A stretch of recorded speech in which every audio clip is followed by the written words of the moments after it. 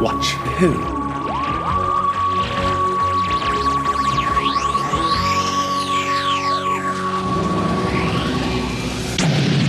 Hello. Hello. And welcome to To Watch Who, a Doctor Who podcast. I'm Mark. I'm Sarah. And I'm a Doctor Who fan. And I'm new to watching Who. Watching for the very first time. Very first time. Recess is over. And we're back in court. We're still here. Sagacities and members of the council. Welcome back for the final 2 episodes of Trial of a Time Lord, which I think we've both watched this morning. Yeah, we have. We both in bed, actually. We both watched the first episode in bed.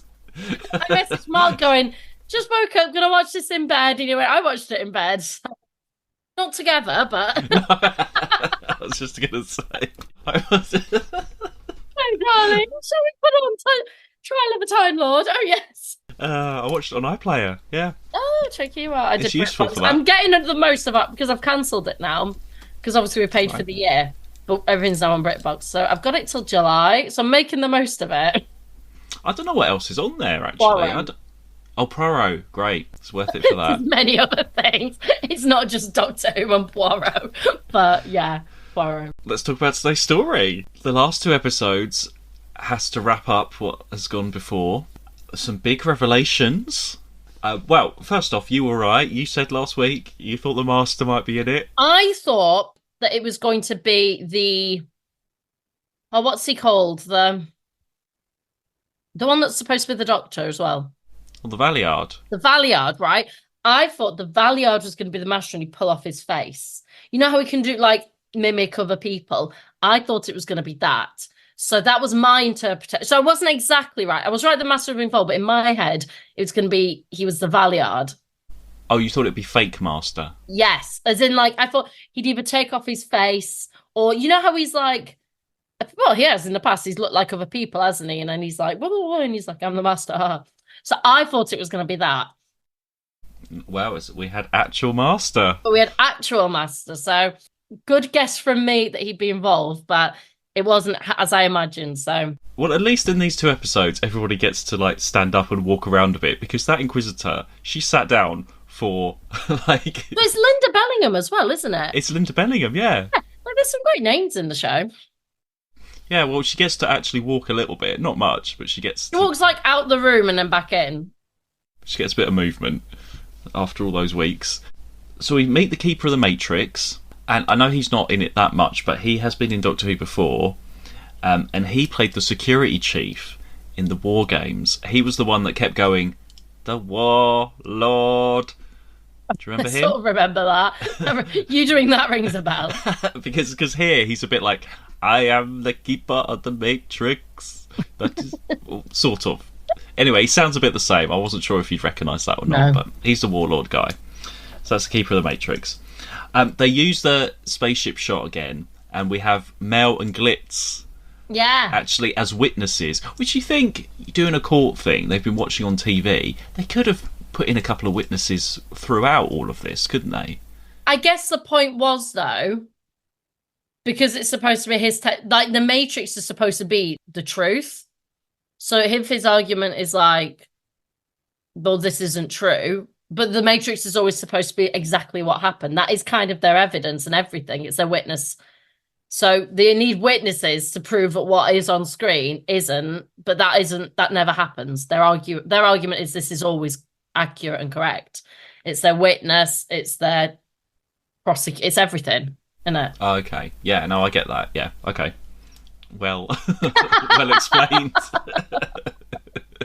Thank you for your evidence. Thank you. And then we get the Master. Rests. We get the Master turning up, and he just drops, just casually. Just on screen. He's just on screen. It's quite a nice little, like, he could have been anywhere filming this, really. You said you were sent here, Sabalon Glitz. By whom? By me, madam. Oh, no, now I really am finished. For me, the Master being there, it didn't fit for me. The Master's involvement. It seems like a bit of a random addition because you've already got the Valeyard, who is pretty much like a Master character. It's anyway. It's just a way to shoehorn in the Master, But, like, I don't believe that the Master would summon the Doctor because he's like, that's you, or like summon witnesses to help the Doctor.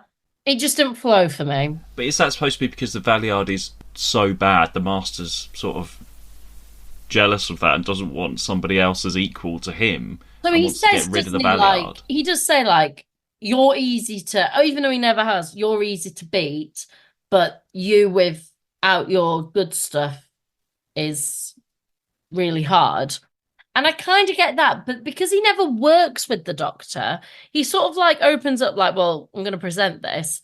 And I wish if he'd have said that at the start, that would have been more clear, like the intentions of it. But I was, is he just trying to, like, is he just using that as a ploy and he wants these books? I couldn't understand what he was trying to, like. Well, he's stirring it all up, really, isn't he? Yeah, but I'm going to bring these people in and you've got to sort that. And I want you to try and beat him, but I'm going to mess around with things. I don't know. I always love when we have a Master, but of late, when we've had the Master in, it's been more for, I don't know, I can't think of the word. Just like secondary. He's not like the main story. It's not his story. It's never his story. It's always, yeah. I see what you mean. Well, he does drop in and say that the Valiard is the Doctor. He just casually mentions that. Were you expecting anything like that? No. That was, like I say, I thought the Master was going to be the Valiard, so it was a complete surprise.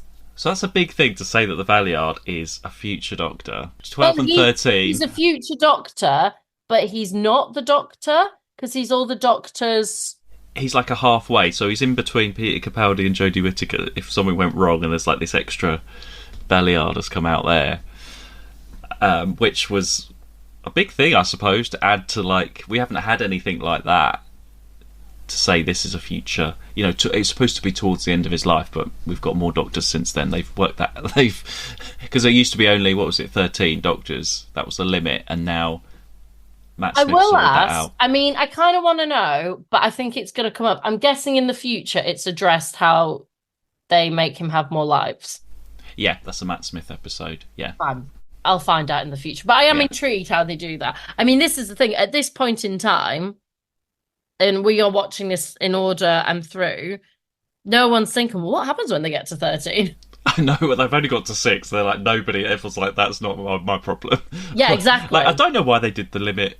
Oh, I think because there's a few times where it's come up, because there was that 5th Doctor one ages ago with Mordrin, where they were going to use up his remaining lives, and they mentioned a number there. I don't know if it was literally for that story they've mentioned that number, because it hasn't been mentioned that many times. I feel like it's kind of to give some form of mortality, because it's great to reincarnate, but if we have the sense of, but we have a finality to this, that kind of gives a deeper sense of urgency, danger, whatever you want to call it.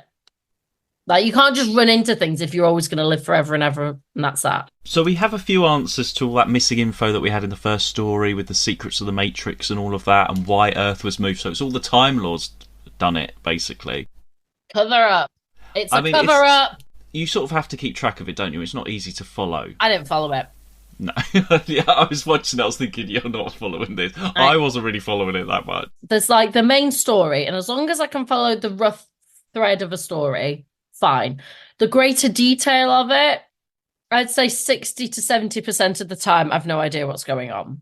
But as long as I can follow the story enough, that's fine. I feel like if you were to watch it again, because I already know the story, I can pay more attention to the other detail. This one is more sort of atmosphere. It's that sort of weird, you know, like we've had like the Mind Robber and the Deadly Assassin where he went into the Matrix and it was the track and his foot got stuck in the train white track. The one in the white void. Yeah, the Mind Robber one. Yeah. It's all that kind of stuff where it's more atmosphere because you know it's not real, they know it's not real, so can they actually get hurt or not? Is there any point in it? Well, do you know what? I was thinking about this. We used to talk about whether a story was past, future, or sideways. They were our 3, and we've not done that in ages because things are sort of a bit more blurred, I guess, now as we've moved forward. But if we were to define this, it's a sideways. Oh, absolutely, yeah. Which I like, and we haven't really had, because we haven't had that, all that sort of Victorian stuff in the factory and everything. It's nice to see this Doctor have a story a bit like that, because he's not had anything like that before. I love the first cliffhanger with all the hands coming up and through the It's through the great beach and cliffhanger. stuff. I mean, it's filmed like you see that you could just see they've dug a hole and put a few hands through, like Well, the to wide be shot. fair, I did think about it. I was like, how are those people lying down and their hands like? Have we just dug some people underground in a box and stuck their hands think- through? They've dug a hole, filled it with stuff. So the Colin Baker's laid down in it and they've covered it up. And then I think you've got people from the sides all lying on the floor with their hands sort of up through holes in tarpaulin and they've covered it up. So everyone's lying flat and he's the only one sort of sinking, I think. I mean, it's clever. But there is a wide shot which you can just see you can see where they've dug a hole and it's not like a big expanse. The ideas are great. And yeah, this last episode was finished off by somebody else. So it was Robert Holmes. They credited him for...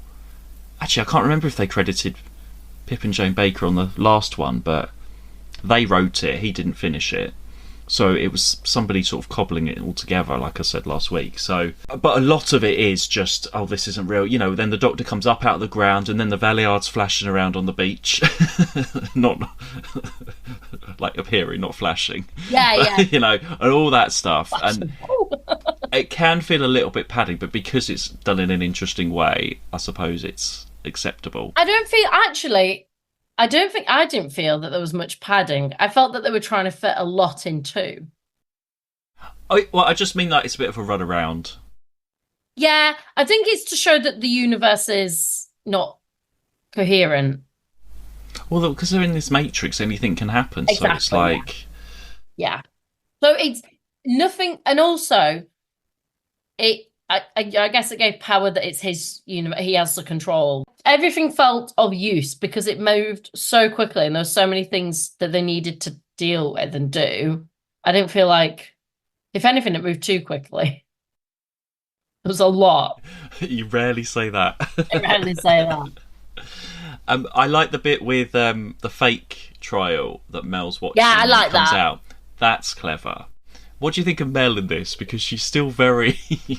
Actually, this one, she annoyed me a bit more than the last one. But again, in more of like she felt a bit over the top way. I'm wondering if she filmed this first, if they did all the trial stuff first, so this would have been her first stuff, and then she went and filmed all the other stuff, because it feels like this is her first go at it, and it is it's more over the top than last week. Yeah, it was. Like, it felt, I say cartoony with love, but it felt cartoony. It is, isn't it? But it didn't feel like that in the previous one. It felt like energy and like she was involved. I don't know. Maybe also it's just the nature of the story. No, I just think some of her lines in the court were a bit... Dog annoy me. Like, kept saying, all of the this, dog. all of that kind of stuff. Just every line was sort of pause, pose, say your line, wait for the other person. I don't know. It was very theatrical. It was very stage-like. Yeah, I noticed that more than last week. I do love Mel, but yeah, this isn't her best story, really. This one felt very different to last week. And we also do find out about Perry. Hey, she's off living with Brian Blessed. She's a queen with Brian. So the intention was, I think the actress, they wanted her to be killed off and they weren't going to do this mention, but this was written in extra because then the producer was like, oh, if the kids get upset or there's going to be like, we don't want to kill her off, so they just added that in. So she didn't realise. She was like watching it and she was like, I didn't know I was married to her, I thought I was killed off. I suppose it's good that she wasn't killed off, because it would have been a really gruesome end for Perry if that was the last we saw of her. But is it actually in her character to marry King Yrcanos and go off with him? Would she have really done that? I remember thinking that was a girl that was off to do a botany degree. Exactly. And I did think that. But you weren't convinced she was killed. I wasn't convinced she was killed. In a way, I agree it doesn't fit, but I also enjoyed that there was that king that was like, my queen! I don't know, it's sort of like, of all the people that have tried to claim Perry as their queen or wife, at least it was him. But I don't know, it's sad as well, because the last time the Doctor and Perry were together, if you go back in the story, was just before he was being really horrible to her, well, we don't know what was real or not, but they didn't really spend that much time together. They got separated, and he gave them away and was a traitor, and then she ran off, and that's the last that Perry sees of him. For me, it just didn't answer any questions. Like, it didn't answer any of the questions that we've had about that story or previous story. It would have been nice if she'd come back as a witness and prove that she was alive, and there would be some... I mean... It's weird that the Time Lord didn't even know she was alive. The, Inquisitor. Yeah, Linda. Linda. Linda didn't even know they didn't even know she was alive. Because they're going off what's on the Matrix. And, so... Well, the Master told her. Yeah. Okay, why would you just talk about Perry and stuff? So, obviously, there's been many expanded versions of all different things so Perry has had so many different endings after what happened, so I'm just going to mention a few of them. So there's many audios. So there's an audio, and spoilers everyone if you haven't heard the audios. So there's an audio called The Widow's Assassin. Right. So that is the Doctor later on going to find Perry on her planet to go to her wedding to the King. The King dies quite early on. And when Perry sees the Doctor, she locks him up for 5 years. Basically, what happened there was she was actually still possessed. So apparently what happened when the Doctor's mind thing happened, in that something came out of his mind, some evil thing from his earlier past, got into Crozier's machine, then got into Perry when the brain thing happened. So it was this evil thing, and then Perry possessed, poisoned the King and killed him. Oh, God. No wonder she married him then. Yeah, so then Perry locked up the Doctor. Ulterior motives. She rules as the Queen, locks the Doctor up for 5 years. Finally, it gets sorted out, basically. So then an older Perry, normal Perry, then they go off and they've had they carry on travelling together later on as an older Perry. And that's still ongoing in the audios. There's an amazing... more narrated story by Nicola Bryant, and this one's called Perry and the Piscon Paradox, which is brilliant. It's 2 episodes of younger Perry and the Fifth Doctor, and then 2 episodes of an older Perry. And in this, I'm really paraphrasing as much as possible. So the Time Lords wiped Perry's memory and did a Jamie Perry's and Zoe. Memory is a Perry's memory. They did a Jamie and Zoe, and were all of this stuff with the trial, we'll take her out, wipe her memory, put her back on Earth. So younger Perry meets older Perry, and this older Perry has no idea what happened. This Perry that grew up without travelling with the Doctor, got married, got abused by her husband, and she had to have plastic surgery and stuff. Then she became a relationship counsellor, and then in LA she became a talk show host. And it was her show is Dr. Perry Brown, Warrior Queen. So there's sort of all these different shards, different versions of Perry that are all out there because the Time Lords messed everything up so much. Right. So that's so what a nice fun twist. I mean, I think in the she's comics, an American talk show host because of her accent still. So yeah. She's in LA, and she's had I think in the books or in the comics, Perry takes Yrcanos back to America and becomes sets him up as a professional wrestler and becomes his manager. That makes sense. I think that happens at some point. And also the Blu-ray trailer, which I showed you, which was filmed in Cardiff in the Temple of... Have you been in there? Just along past the... Temple of Peace? Temple of Peace, yeah. I've been in the Temple of Peace, yeah. Yeah, it's filmed. I didn't recognise it. It was a while since I've been in the Temple of Peace, but yeah. So that takes off. That's again after the King has died. She's been this warrior queen, and then that was nice for her to act that. Yeah. To do that. So Perry has had many other lives since Mind Warp. So it's not really the end. It's not that gruesome ending. There's so many different versions.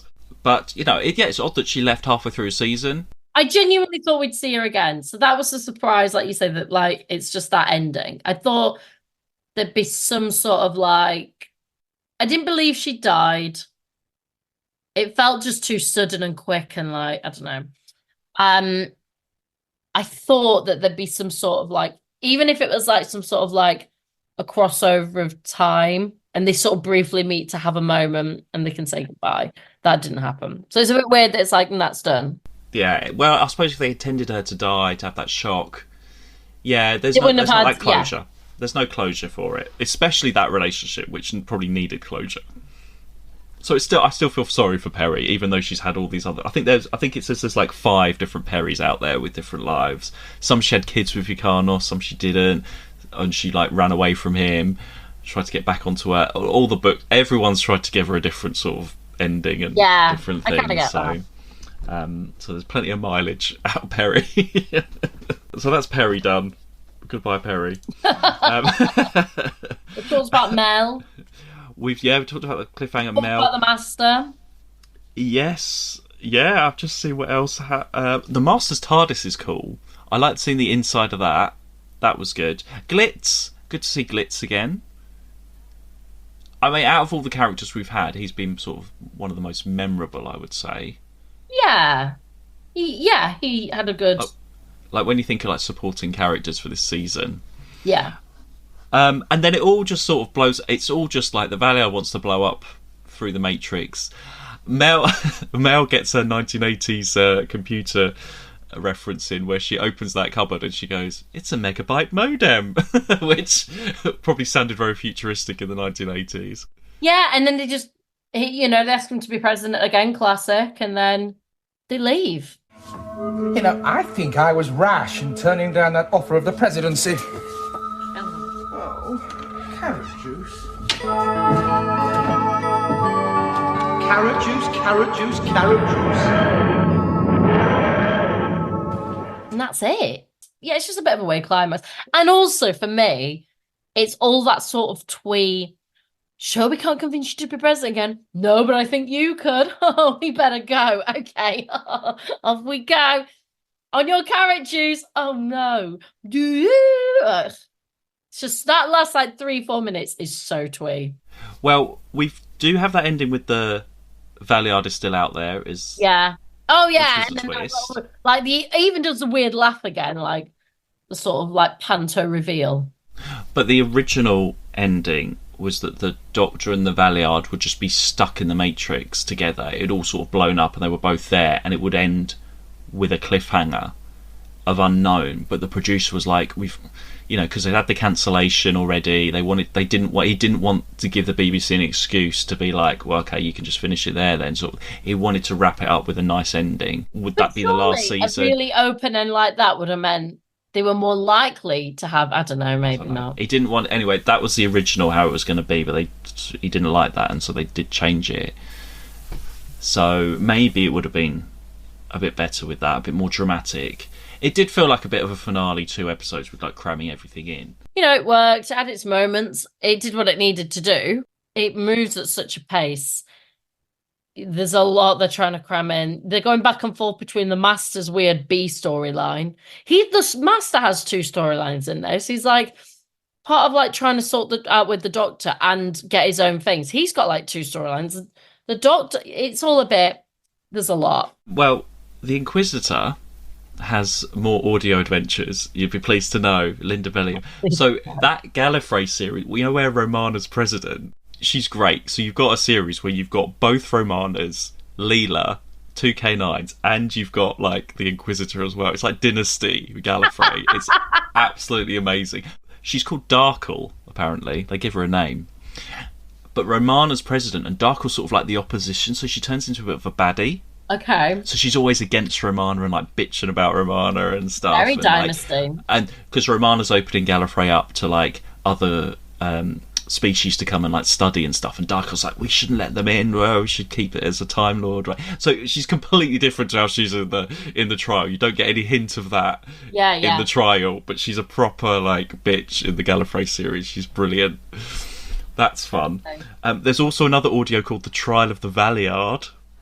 Oh, right. Where we've got the Valiard, the Inquisitor, and the Doctor back on the space station. The Doctor's brought there, and obviously the Valiard is on trial for breaking into the Matrix and stuff. Yeah, as he should. The Doctor reluctantly defends him for whatever reason. Anyway, Well, it's him, isn't it? He's defending himself. Cut a long story short, Valeyard tells all this story about that he was created from experiments from the 13th Doctor and all this stuff, and they go and meet a supposed 13th Doctor. Anyway, it's it's another trap to get revenge on the Inquisitor and the Doctor, and there's a massive bomb at the end. That's Trial of Valeyard. And there's another audio as well. So they did these audios of, like, what if? So this one is what if the Valeyard had won. Oh. So it's a Valeyard and his companion going off, and basically he's going back through the Doctor's adventures and sort of changing stuff. So they go back and they see the Vervoids one on the ship.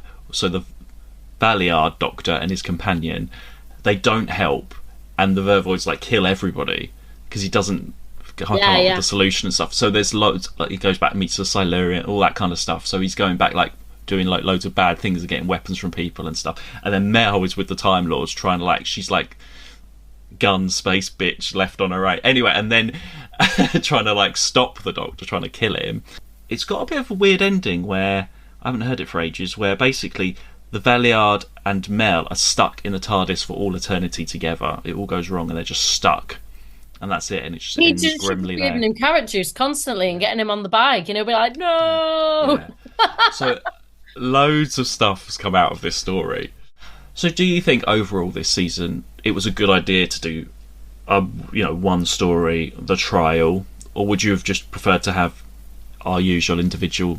I think it was, to begin with I didn't feel it, but actually having got through it I did enjoy it. Like, it did feel different. It's always nice when something different happens. It also opened up for like introducing new companions in a different way, and so, like the future stuff and things that we like, the other dimension, not past or future, but the sideways, and so so for all that, I'm glad of it, but it wasn't easy. I think that's my overall summary. It probably wasn't as successful as they hoped it would be, and there was definitely, I think all the script stuff behind the scenes didn't help, but yeah, it probably needed a bit more time to be worked out and planned a bit more and merged in a bit in terms of the character stuff. Yeah, it's okay, it's all right. I think that is a fair. It's okay, it's all right. It's a fair assumption. What's your favourite story out of the four? The one before. The Vervoids. Yeah. It just had the best pace. It had the best flow. And we've got Mel now. And we've got Mel. So funny, so funny. Are you looking forward to more Mel then? Do you hope she tones down a bit? Because at this point, the way she's introduced, I can't imagine there being more Mel. Like, as in, she feels like, because she's in the future, but they almost had to bring her to the trial to get her into the story. Do you know what I mean? So, like, it feels like she's probably not going to be there, but she is. You're right. She's the companion now. Yeah, I'm just intrigued what goes next, I guess. I'm going to put out this now. I feel like we're coming to the end of Colin Baker soon. Do I mean Colin Baker? You do. I do. I had a moment then I was like, it's not Tom Baker, it's Colin Baker. Yeah. I don't know why. You know when you start getting a sense that this person's time is nearing? And I thought it was going to be the end of this, actually. I thought it was because like it was all about lives and I was watching it, I thought, oh, I wonder if like part of the sacrifice is he regenerates himself, and that didn't happen. And it's got me thinking, I don't know when, but I feel like his time is coming soon. And you just get he's so settled in the character, in like the character's not what he was. Okay, well, I'm not going to say anything. No, but I'm putting that out there. I put my thoughts into the universe. I said the Master was coming back, and he did. I said Perry wouldn't be dead, and she wasn't. I think the Doctor's time. I think you know what's coming. I think you know what's happening. I feel like, I could be wrong, and I'm really making a statement here. I feel like it could happen mid-season. I don't feel like we're going to have a whole season of this Doctor, but I could be wrong. No idea. I can't say anything. I can't reply. No idea. But yeah, you sort of get a sense. And actually, if he had regenerated, I think that would have been cool. Rather than that really twee ending that we had. And I think that's why I feel that. I was like, feel like we sort of missed the trick because we talk so much about their lives. And normally when they're talking about their lives, it's because they're going to regenerate soon. And it felt a bit like that second Doctor one where he was on trial and they sent him off to change his face. Yeah. He had that speech. It was very similar. We've had these before. And so it could just be that. It could just be because I'm linking it to that. Maybe we're going to have a whole of a season or 2 seasons with this Doctor. I don't know. But maybe it's like you say, because we've had trial before and he's had to change, and we're talking about the number of regenerations. Normally when those conversations come up, it's because they're coming to an end. We'll find out soon. I mean, it's gone so quick this season. I feel like we've only just started it. Like, this is definitely the shortest season we've done. Oh, yeah. It's 3.5, really.